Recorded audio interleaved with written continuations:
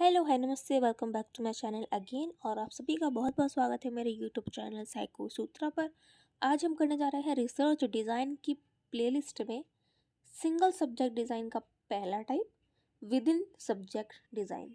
इसमें हम two condition and multiple conditions के बारे में पढ़ेंगे, इसके features, advantages, disadvantages, practical applications and examples के बारे में भी पढ़ेंगे। So without any further delay start करते हैं आज का video. So here I have provided you my handwritten notes.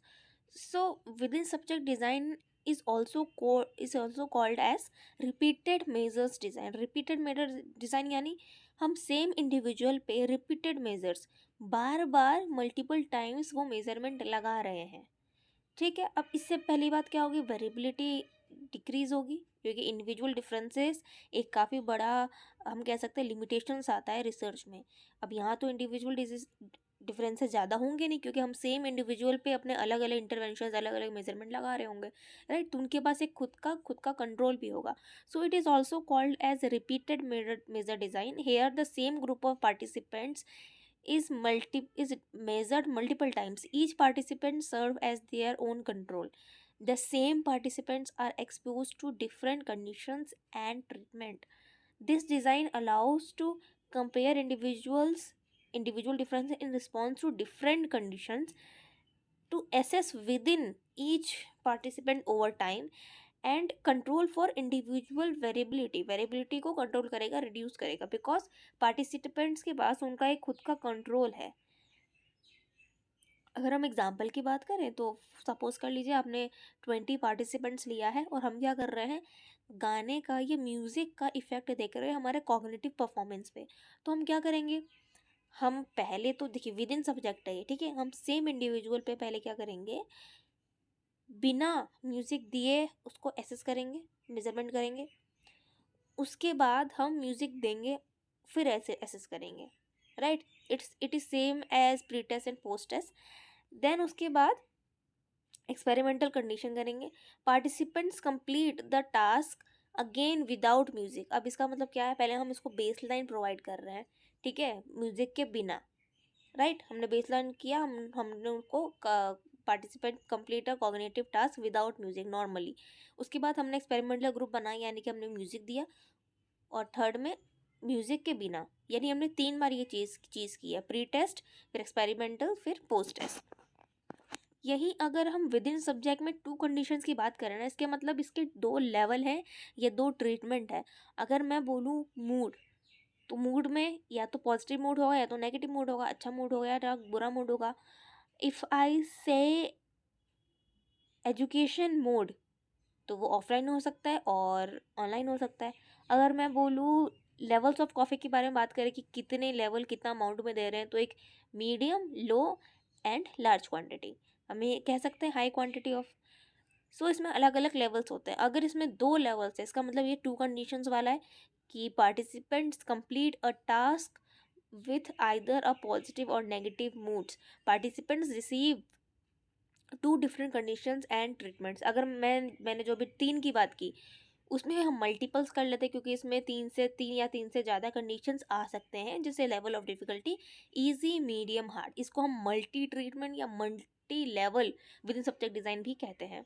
In the both cases the same participants are tested under all the condition. जैसे कि मैंने बताया विद इन में क्या होता है, रिपीटेड मेजर डिज़ाइन बोला गया था, मतलब same group of participants measured in multiple times, ठीक है, अंडर ऑल द कंडीशन, लेकिन वो सेम इंडिविजुअल पे कर रहे होते हैं, राइट। और फिर उसका हम देख रहे ये ना, देखिए विद इन सब्जेक्ट डिज़ाइन हम कह सकते हैं, हम थेरेपीज़ में काफ़ी यूज़ करते हैं इसका। हम सेम इंडिविजुअल पे ना अलग अलग थेरेपीज लगाते हैं, सेशन करते हैं कि अच्छा ये टेक्निक काम नहीं किया, ठीक है, फिर ये करते हैं, फिर इससे क्या होगा। तो same individual and multiple conditions, multiple treatments. This design helps to control the individual differences which is very important. अगर वेरिएबिलिटी कम रहेगी तो स्टैटिस्टिकल पावर तो बढ़ेगा।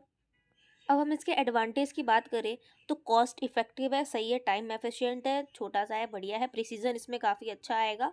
सैम्पल साइज़ हम कह सकते हैं, अगर छोटा सैम्पल साइज़ चाहिए तो उस सैम्पल साइज़ है तो उसके लिए ये बहुत बढ़िया within subject design. It is the ability to examine within subject changes. Statistical power बढ़ रहा है क्योंकि वेरिएंस कम है एंड कंपाउंडिंग वेरिएबल भी कम है, डिस्ट्रैक्शन ज़्यादा नहीं है ना, अदर चीज़ें ज़्यादा नहीं है, क्योंकि ये हम सेम इंडिविजुअल पे कर रहे हैं, तो अदर फैक्टर्स मैटर नहीं करते हैं। लेकिन डिसएडवांटेज इनमें पता है क्या क्या आ सकता है, क्योंकि हम सेम इंडिविजुअल पे कर रहे हैं, तो ऑर्डर इफेक्ट आ सकता है, carry over effect, habitual centralization effects and fatigue effects. ये सारे क्या है, मेन है इसमें order, carry over, right, sequence effects. तो ये हम आगे चल के देखेंगे कि ये क्या होता है और हम इसको ठीक भी कैसे कर सकते हैं, कंट्रोल कैसे कर सकते हैं इन सब डिसएडवांटेजेस को, इफेक्ट्स को, वो भी देखेंगे। फिर है, ये लॉन्ग टर्म स्टडीज़ के लिए सूटेबल नहीं है, क्योंकि ये शॉर्ट टर्म स्टडीज़ के लिए है। ये रेयर इवेंट्स के लिए सही नहीं है, क्योंकि रेयर इवेंट्स के लिए तो आप, जैसा कि मैंने आपको पढ़ाया है इसी चैनल पे, quasi experimental designs is suitable for rare events. तो ये रेयर इवेंट्स में नहीं अप्लाई होता है। Difficulty in controlling extraneous variable, हम कंपाउंडिंग वेरिएबल को रिड्यूस कर सकते हैं, पर एक्स्ट्रानियस वेरिएबल्स को नहीं कर सकते कंट्रोल, जो कि आपको मैं आगे इफेक्ट्स पढ़ाऊंगी और रैंडमाइजेशन टेक्निक भी बताऊंगी, तो उससे आपको समझ आएगा। Randomization techniques used in within subject design. Random order हम रैंडमाइज करके, फॉर एग्जांपल अगर हम एक इंडिविजुअल पे या एक सिंगल ग्रुप ऑफ इंडिविजुअल पे हम 5 इंटरवेंशंस या ट्रीटमेंट करने वाले हैं, तो हम रैंडम ऑर्डर में करेंगे, राइट। अगर हम रैंडम ऑर्डर में करेंगे ना, तो हमारा ऑर्डर इफेक्ट नहीं आएगा।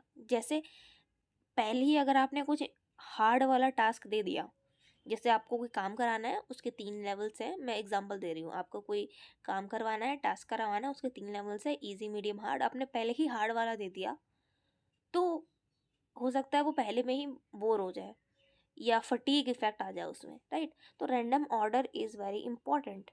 काउंटर बैलेंसिंग, हम काउंटर बैलेंस कर सकते हैं, ठीक है, to reduce order effect. Randomization crossover कर सकते हैं, लैटिन स्क्वायर कर सकते हैं। जो लैटिन स्क्वायर तो बहुत ही बढ़िया और इम्पॉर्टेंट एंड इजी चीज़ है, टेक्निक है, जिसके बारे में मैं एक सेपरेट वीडियो ऑलरेडी डाल चुकी हूँ प्लेलिस्ट में, एंड आप हमारे चैनल पे भी देख सकते हैं लैटिन स्क्वायर, वो प्लीज़ आप जाके देखिएगा। कंप्लीट काउंटर बैलेंसिंग हम कर सकते हैं। अब मैंने जो बताया था ऑर्डर और सीक्वेंस इफेक्ट, इन सबको ना हम बैलेंस कैसे करेंगे, ठीक कैसे करेंगे। ऑर्डर इफेक्ट होता क्या है कि सब्जेक्ट के परफॉर्मेंस में चेंजेस आता है in order to position of the condition, मतलब changes in subject's performance resulting from the position in which a condition appears in an experiment। क्या मतलब है, एक सब्जेक्ट का परफॉर्मेंस पे चेंज आ रहा है, क्यों, क्योंकि जो हम उसको इंटरवेंशन या जो कंडीशन प्रोवाइड कर रहे हैं ना, उसकी पोजीशन की वजह से, पोजीशनिंग की तरफ से। जैसे मैंने आपको बताया कि कोई इजी टास्क है, मीडियम टास्क है एंड हार्ड टास्क है। अगर हम पहले ही बहुत हार्ड दे देंगे, तो हो सकता है वो पहले में ही बोर हो जाए, या उनको लगे, उनका इंटरेस्ट लूज हो जाए और सेकंड में वो अच्छे से परफॉर्म ना कर पाए। तो ऑर्डर बहुत मैटर करता है। इसकी बजाय जब हम इस सीक्वेंस से चलेंगे ना, इजी देंगे, फिर थोड़ा सा डिफिकल्टी बढ़ाएंगे, मीडियम, फिर और थोड़ा सा बढ़ाएंगे, तब हो सकता है कि ऑर्डर इफेक्ट ना आए और परफॉर्मेंस पे इम्पैक्ट ना पड़े और हमारा रिजल्ट सही निकले। Sequence effect, changes in subject performance, ये भी वही है। अब बैलेंस कैसे करेंगे भाई इनको, काउंटर बैलेंसिंग से। Controlling for order and sequence effect bye arranging the subject experiences the various conditions in a different order। यही है जो मैंने आपको ऑर्डर इफेक्ट जो अभी समझाया और जो उसका एक्सप्लेनेशन दिया, उसी को बोलते हैं काउंटर बैलेंसिंग। फिर है ब्लॉक रैंडमाइजेशन। ब्लॉक रैंडमाइजेशन क्या है, चलिए देखते हैं। Controls procedure in which the order of conditions is randomized but with each condition presented once before any condition is repeated। क्या मतलब है इसका, ये it control procedure in which order of condition is randomise. जिस order में हमने conditions को randomise किया है, ये उसका प्रोसीजर कंट्रोल करता है ताकि उसमें कुछ गड़बड़ी ना हो। But with the each condition presented once before any condition is repeated, right. Reverse counter balancing क्या होता है कि हम उल्टे साइड से, लाइक ऑर्डर में पहले फर्स्ट टाइम करें एंड देन फिर उसका रिवर्स करते। कैसे, methods of controlling in which conditions are presented in order the first time and then reverse order. I hope आपको आज का वीडियो पसंद आया हो, बनी रहिए हमारे चैनल पे। Thank you so much for watching. Please like कीजिए, कमेंट करके बताइए आपको कैसे लगा। प्लीज़ अगर आपने ये पूरा वीडियो देखा है, प्लीज़ आप इसको लाइक कीजिए, प्लीज़ कमेंट में एक थम्स अप डाल दीजिए। तब तक के लिए मिलते हैं अगले वीडियो में, तब तक के लिए बाय बाय, टेक केयर।